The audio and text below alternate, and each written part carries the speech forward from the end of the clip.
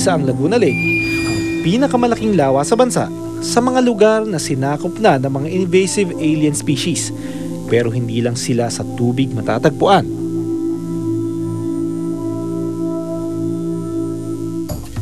Sa isang tingin, tila isang maliit na candy lamang, pero gamit ang macro camera, ganito ang kanyang itsura.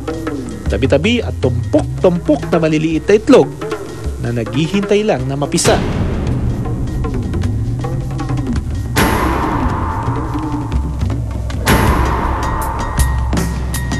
Itlog ng mga giant snail o kohol.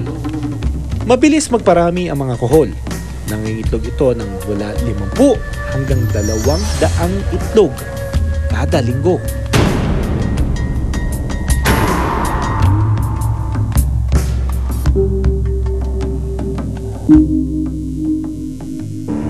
Sa dami at bilis nitong magparami, kaya niyang sakupin ng 1 hektaryeng palayan. Dati daw itong kinukulture lamang o pinaparami sa isang tagong area para makain ng tao. Pero marami na ang nakawala at tuluyan ng kumalat. At ngayon, salot na siya kung ituring dahil kinakain nito ang mga murang palay hanggang sa hindi na ito lumaki. Oo, itlog na. Number 1 salot sa papalayan ngayon yan. Ang bilis dumami. Kahit sa dahon, kahit sa kawayan, basta kumapit siya, pag alis niya may itlog. Yung mga bubombahin mo. Tapos kaya pakakainin mo ng yung para mamatay. Pero wala, pera din talaga kailangan. Sa halip na lumalaki puhunan ng magsasaka ngayon, gawa niyang golden snail na yan.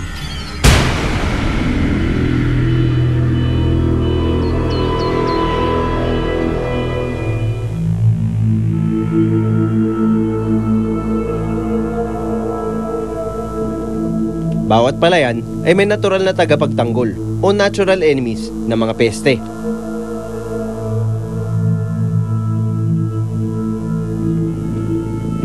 Purpose nito. Ito.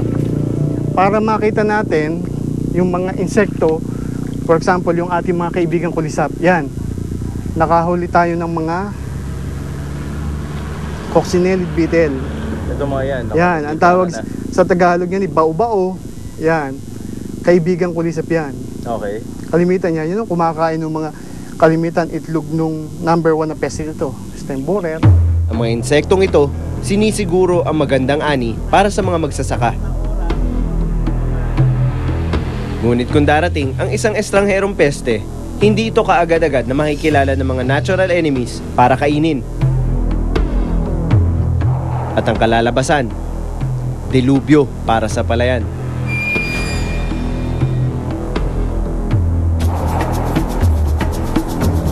Tulad ng black bug na puminsala sa mga palay noong nakaraang El Nino. Libu-libong black bug ang umatake sa mga palayan para manginain at naging malaking perwisyo sa kabuhayan.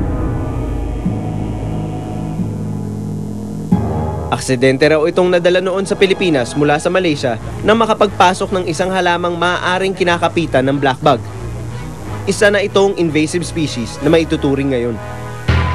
Ngunit kung sila man ay sumasakop sa palayan, meron naman sa galing magparami at mag-survive. Sinasakop na halos ang buong bansa. Kaya nga sila tinawag na Master of Invasion.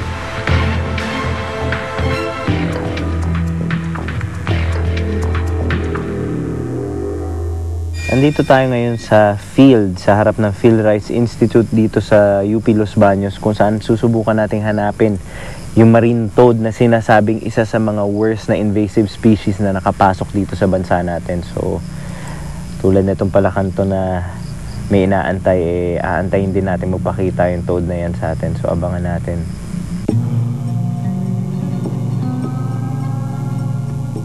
Nangongolekta tayo as much as we can. Lahat na nakikita natin, pwede natin makukunin natin para malaman natin kung ilan yung invasive species dito sa mga nakuha natin.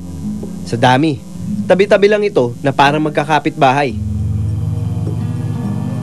Ang marine toad, gaya ng golden kohol, ay isa rin sa 100 worst invasive species sa buong mundo.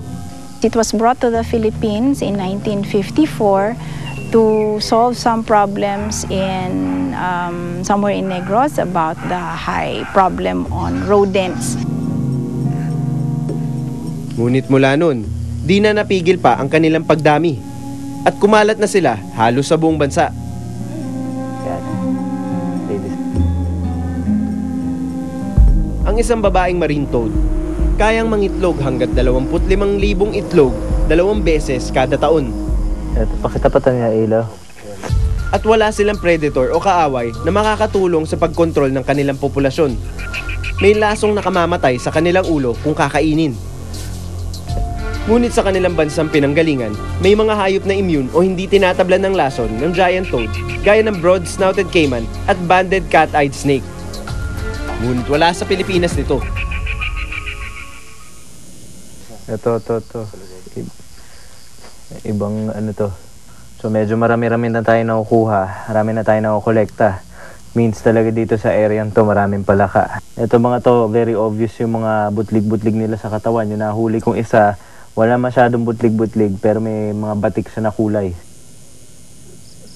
Sa mga halos 400 square meters na inikutan natin at pinaghulihan at sa mga around 30 minutes natin pag-iikot, eto na yung nahuli natin. Marami-rami na to at hindi pa kasama dyan yung mga nakatakas, yung mga hindi natin mahuli. Siyempre, manguhuli tayo isa, magtatalunan yung iba.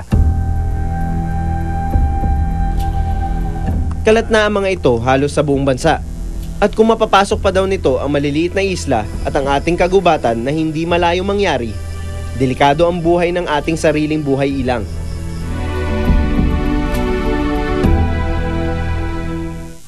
Alam nyo ba na ang ganito mga plastic na bote ay may pakinabang pa? Ang 20 plastic bote na gaya nito, makakagawa naman ng isang t-shirt. At 80 bote naman ang kailangan para makabuo ng isang kumot. At ang isang classroom, kayang maipatayo ng 12,000 bottles. Kaya imbis na itapon ng mga ito, tumulong sa Born Project. Dalhin ng mga empty bottles dito sa Jamboree Gate ng GMA Network Center hanggang huling linggo ng Nobyembre. Kung mas marami, mas makakatulong ka.